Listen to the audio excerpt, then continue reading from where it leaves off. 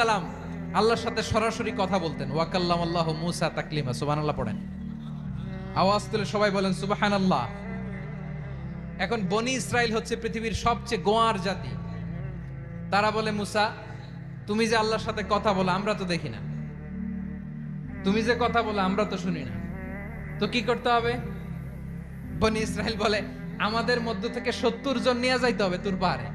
ওরা আয়েশা যদি কয় হয় আমরা শুনছি, তাহলে বিশ্বাস করব। কত বড় ডাকাত দেখছেন বনি ইসরাইল। এদের চেয়ে গোয়ার জাতি নাই। এত গোয়ার তুমি করেছো মুসা আলাইহিস সালামের সাথে। তুমি যে আল্লাহর সাথে কথা বলে আমরা তো দেখি, কি করব? 70 জন আমাদের বন্ধু বান্ধব যে যদি দেখে, তারা বললে ওকে আস, 70 জন আস। 70 জন নিয়ে গেল। মুসা আলাইহিস সালাম হারুন আলাইহিস সালামকে খেলাফা দিয়ে গেলেন, আল্লাহ ওনাকে নবী বানালেন। মুসা আলাইহিস সালাম বললেন, হারুন খবরদার, বনি ইসরাইলের মধ্যে তাওহীদের বাণী প্রচার করবা, ঐক্য ধরে রাখবা, বিচ্ছিন্ন হতে দিবা না। চলে গেছে। এইদিকে বনি ইসরাইলের এক দুষ্ট লোক ছিল, নাম সামিরি। কি নাম? সামিরি। সে সবাইরে বললো তোমাদের স্বর্ণগুলো ফালাও। স্বর্ণগুলো ফেললো। বনি ইসরাইলের স্বর্ণগুলোকে গলিয়ে সে একটা গরুর বাচ্চা বানালো। গোবৎস। কিসের বাচ্চা? দেখেন গরুর পূজা কিভাবে শুরু হয় পৃথিবীতে প্রথম। গোবৎস পূজা, গরুর বাচ্চার পূজা কিভাবে। সে স্বর্ণ গলিয়ে গরুর বাচ্চা করে জিবরাইল আলাইহিস সালাম যে জমিনে এসেছিলেন, ওই ফেরেশতার পায়ের নিচের একটু মাটি সে বুদ্ধি করে প্যাকেটে রেখে দিছিল, এর মধ্যে ঢুকাই দিছে বেলকে দেওয়ার জন্য।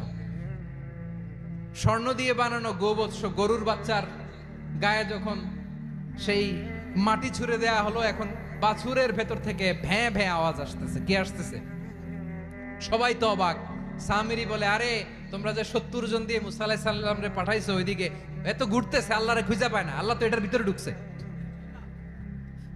নাউজুবিল্লাহ বলবেন না? তোমরা যে 70 জন দিয়ে পাঠাইলা, 70 জন নিয়ে মুসা আলাইহিস সালাম খালি ঘুরতেছে, আল্লাহরে পায় না। পাবে কেমনে? আল্লাহ তো, নাউজুবিল্লাহ, এটার ভিতরে সেজদা দাও। এই সেজদা দিয়ে গেল। আল্লাহর নবী হারুন আলাইহিস সালাম বললেন, খবরদার, এটা সুস্পষ্ট শিরক। আল্লাহ সব গুনাহ মাফ করে, শিরকের গুনাহ মাফ করে না। খবরদার, তোমরা থামো। কে শোনে কার কথা? এই যে যেমন এখন আপনারা আমার কথা শুনতেছেন না? শুনতেছেন? হারুন আলাইহিস সালাম বললেন, খবরদার, এই শিরকি কাজে তোমরা সংযুক্ত হয়ো না। তোমাদেরকে কি মনে নাই আমার ভাই মুসা আলাইহিস সালাম কি বলছে? আল্লাহ শিরক মাফ করে না। খবরদার, শিরক করো না, আল্লাহরে ভয় করো। হারুন আলাইহিস সালাম তাদেরকে বুঝালেন, শিরক করো না, আল্লাহরে ভয় করো। শুধু এতটুকুই তিনি বুঝালেন, দাওয়াতি কাজ পালন করলেন, কিন্তু প্রতিরোধ করেন নাই, সশস্ত্র সংগ্রামে লিপ্ত হন নাই, বাধা দেন নাই। কারণ গৃহযুদ্ধ বেঁধে যেতে পারে। উনি ভাবলেন, আমি যদি আমার বাহিনী নিয়ে দাওয়াত দেওয়ার সাথে সাথে প্রতিরোধ করি, আক্রমণ করি, ওরাও আমারে আক্রমণ করবে, ব্লাডশিট হবে, রক্তপাত। এমন অবস্থা হবে বনি ইসরাইলের মধ্যে, যেটা হয়তো আমার ভাই মুসাও কন্ট্রোল করতে পারবে না। সুবহানাল্লাহ কইবেন না? এক একজন নবীকে আল্লাহ তাআলা কি ইন্টেলেক্ট দিয়ে পাঠিয়েছেন।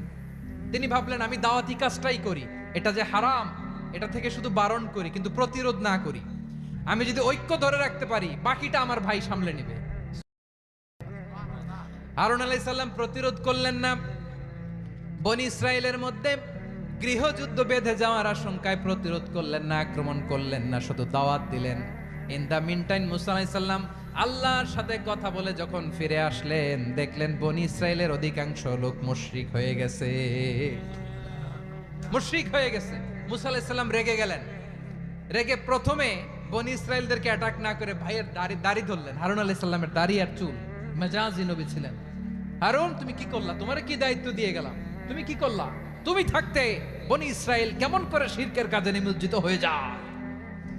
সাইয়েদনা হারুন আলাইহিস সালাম বললেন, ইন্নী, কোরআন সাক্ষী, কোরআন থেকে কোট করছি, ইন্নী খাশিতু আন তাকুলা ফাররাকতা বাইনা বনি ইসরাঈলা ওয়া লাম তারকুব কওলি।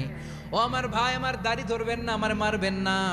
আমি ভয় করেছি, আমি ভয় পেয়েছি, না জানি আপনি বলেন তুমি কেন খাশিতু আন তাকুলা ফাররাকতা বাইনা বনি ইসরাঈল, আপনি এসে আমারে যদি বলেন তুমি কেন ঐক্য ধরে রাখলে না, কেন মারামারি হলো, কেন রক্তপাত হলো? তোমার কি এই দায়িত্ব আমি দিয়েছিলাম? আমার কথার দিকে কি তুমি ভ্রুক্ষেপ করো নাই? আমি যে বলছি তাওহীদের বাণী প্রচার করবা আর ঐক্য ধরে রাখবা, আমার কথা কি শোনো নাই?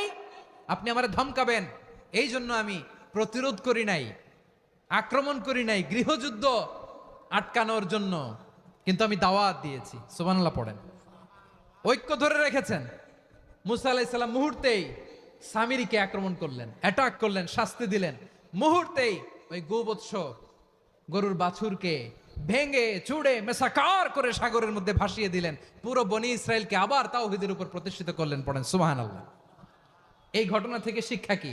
শিক্ষা হচ্ছে আপনি শিরকের আড্ডাখানা দেখলেও বৃহৎ স্বার্থে তাওহীদের দাওয়াত দিবেন, প্রয়োজনে আপনি ঐক্য নষ্ট করবেন না। সুবহানাল্লাহ পড়বেন না? তাহলে ঐক্যের গুরুত্ব বেশি না কম বলেন? আওয়াজ করে বলেন। ওয়াতাসিমু বিহাবলিল্লাহি জামিআ, আল্লাহর রশিকে আঁকড়ে ধরো।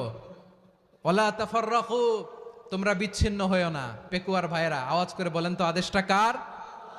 এখন বলেন, আমাদের ঐক্যবদ্ধ জীবনের দরকার আছে না নাই?